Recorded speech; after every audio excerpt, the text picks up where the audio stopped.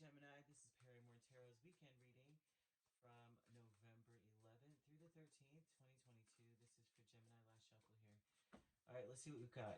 We've got travel and we have joy's fun. So these are going to be whatever it is that you're doing.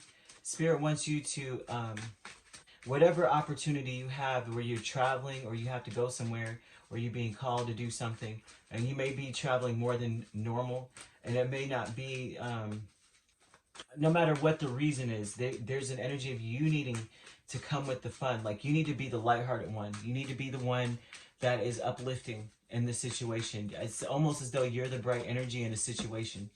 So you would need, very much so, especially when you're traveling with your significant other, and maybe something disappointing or something sad that happens with them and their friend or something like that. But you're going to have to be the lighthearted one in the entire situation. You have strength here. So that means that everybody around you may be sad in this energy, and you're going to have to be the one that's like, it's going to be okay kind of thing. Which, you know what I mean? Sometimes it's like, oh gosh. But Gemini, that's usually your job, right? I don't know why. It's almost as though Gemini has a bad rep in some way.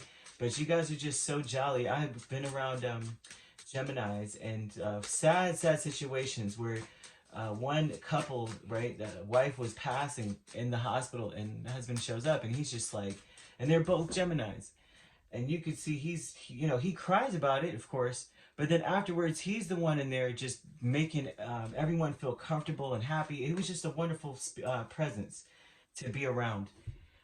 So I'm not saying that it's anything kind of like that deep, right? But whatever it is, it just seems as though someone may be leaving, like a mother may be moving, or somebody that has children or something like that. They may be moving or leaving or something like that. And it's almost like it's gonna be tearful goodbyes or something here I'm seeing.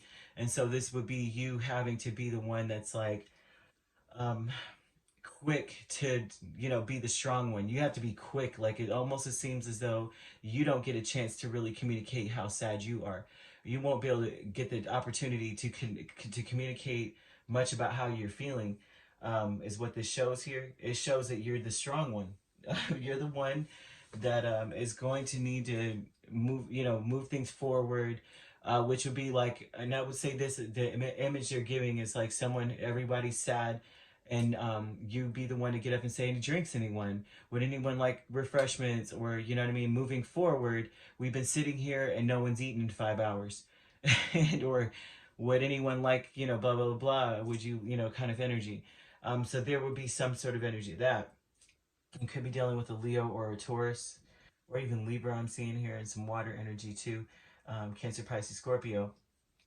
But this travel energy, you may be the one that has to be very light, and help everybody see that everything is not lost. There's a lot of this, there's a lot of communication that is involved in this. The dark thoughts with Six of Pentacles and Six of Swords, it may be difficult to do because no one's going to do it to you. No one's going to be, seriously, it's going to be one of those things where you're going to be like, you feel so far away from the situation, so far removed from the situation with the Six of Swords and the Six of Pentacles.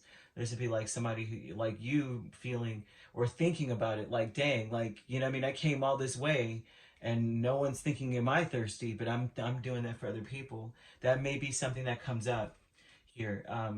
That no, you're gonna have to do this despite, almost like from the goodness of your heart, knowing because it's the right thing to do. Because others will not be as reciprocate, as gracious towards you. It seems like they're too preoccupied with whatever is going on with them. So you have decrease with Two of Wands and the Chariot. There's a cycle of you not, maybe not wanting to go. This may feel, I swear, this may be about somebody that's outside of your realm of whatever. This is like maybe your partner's person, or like you have two sides of the family, and there's one side that you know what I'm saying? You're like, well, I deal with them, but whatever. This may feel like very overwhelming, and this also could be that you care. This may be people that you care about, but you have turned your back on at some point, or it's like, and then it's like you may have